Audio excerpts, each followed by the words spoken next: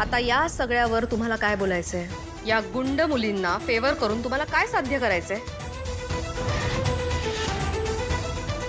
म्हणजे या मुलींना आपण स्कॉलरशिप द्यायची, यांना हॉस्टेल द्यायचं, त्यांना सगळ्या सुखसोयी द्यायच्या.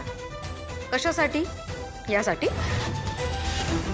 म्हणजे आमच्याच कॉलेजमध्ये येऊन माझ्याच मुलीला मारहाण करणं. कशाला आल्या ते मुलीकडे? गुंडगिरी करायला? आणि या सगळ्यावर ॲज अ प्रिन्सिपल तुमचा काय स्टँड आहे? मॅडम, आम्ही गुंडगिरी केलेली नाही. या अनिकानंच निंगीला पहिला धक्का दिला, म्हणून ती तिच्या अंगावर धावून गेली. आम्ही उगं काही केलेलं नाही, फक्त पोरींनी स्वतःचं संरक्षण केलंय. बस, जास्त स्वरक्षणाच्या गोष्टी करू नकोस. आणि मला अक्कल शिकवण्याचा तर प्रयत्न करूच नकोस. खूप महागात पडेल. आणि मी काय विचारते तुला? तुला कोणी विचारलं? काय विचारलं? मग मध्ये मध्ये लुडबुड का करतेस सोमड्यासारखी? गप्प बस.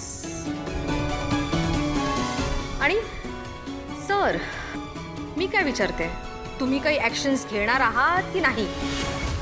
की गप्प बसून काय गंमत होते हे पाहायचं तुम्हाला? की या गावठी मुली माझ्या मुलीचा जीव घेतील तिथपर्यंत मी शांत बसू?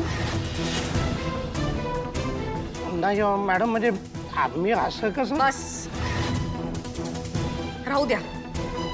आता जी काही ॲक्शन घ्यायची आहे ना ती मी घेईन.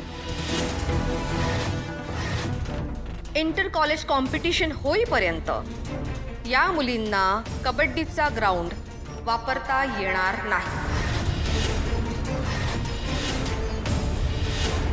या मुली कॉलेजच्या त्या ग्राउंडच्या जवळपास पण फिरकता कामा नये. काय? असं कसं म्हणताय तुम्ही फिरकायचं नाही? अहो, आम्ही पण या कॉलेजचे विद्यार्थी आहे. हो का? ठीक आहे, जर तुम्हाला हे सगळं मान्य नसेल तर मी काय करू बरं? मी पोलीस स्टेशनला जाते.